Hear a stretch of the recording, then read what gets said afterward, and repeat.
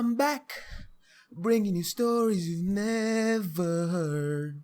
Wait, that's not my intro.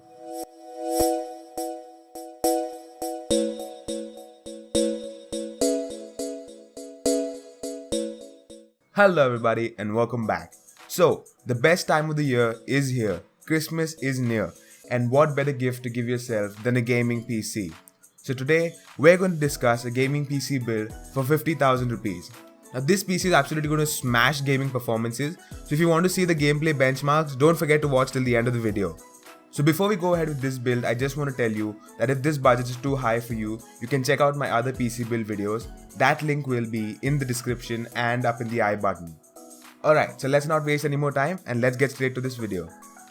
For our processor, I've picked the Intel i5-6402P.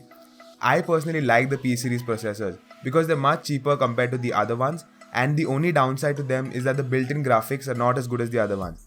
But since we're going to be using a graphic card anyways, we don't care much about that. Speaking about this one, it's a quad core and it's clocked in at 2.8 GHz and it fits into the LGA1151 socket. Talking about the LGA1151 socket, let's come to our motherboard. So this is nothing new, I've used this before. It's the Gigabyte GA-H110MS2. This will support our motherboard with the LGA1151 socket. It has SATA 6, USB 3.0 and it's DDR4, so it's almost everything you need in a motherboard. For our RAM, this time we've picked the Corsair Vengeance. So this is an 8GB DDR4 stick clocked in at 2133 MHz. For our hard drive, again we're going with the Western Digital Blue 1TB hard drive that I've used in my previous builds already. This hard drive is absolutely amazing. It's the next best thing you can get after an SSD and it runs at 7200 RPM.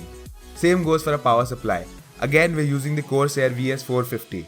In my opinion, this is a really trusty power supply and it's a 450 watt power supply, so it should be enough to power all our components. For our cabinet, I've picked the Circle Epic Gaming Cabinet. So this cabinet has two fans and also has LED lights. It comes in black and red or white and blue. The white and blue is my personal favorite, like I told you in the 40,000 PC build, but the black and red kind of looks Christmassy, so it goes with the season.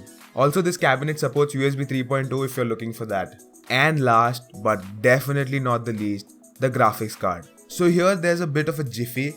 I don't have one clear answer for you. So there's actually two options over here. So the first one is the Nvidia GTX 1060 3GB from Zotac. Now this graphic card absolutely just smashes everything. It's a real good performer and for that price I think it's a complete win-win. But what I think is that when you're spending this amount of money on a computer, I feel that not just the gaming but the overall performance should also be good. Which is why I also feel that you should include an SSD in this build, and for that you can go with the Samsung Evo 120GB SSD. However, when we use this SSD in it, you'll have to drop the graphic card down to a GTX 1050 Ti or an RX 470. The GTX 1050 Ti from Zotac comes with warranty because it's the one that is being sold in India.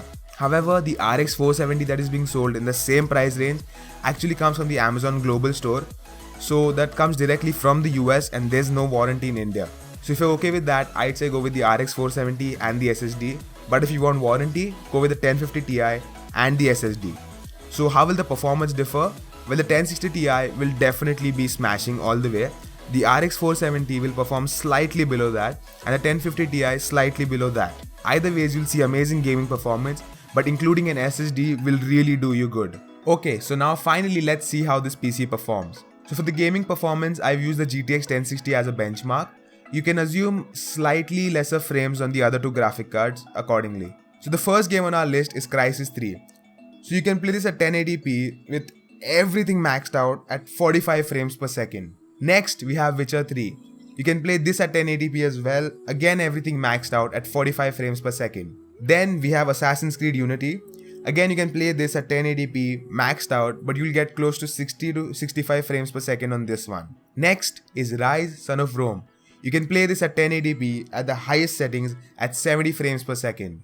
Then we have everybody's favorite first person shooter, Battlefield. So you can play Battlefield 4 at 1080p at ultra settings at 90 frames per second. Next, for all you CS and Dota fans, Counter-Strike Go can be played at 1080p maxed out at 170 frames per second. 170. And Dota 2 with ultra settings at 150 frames per second.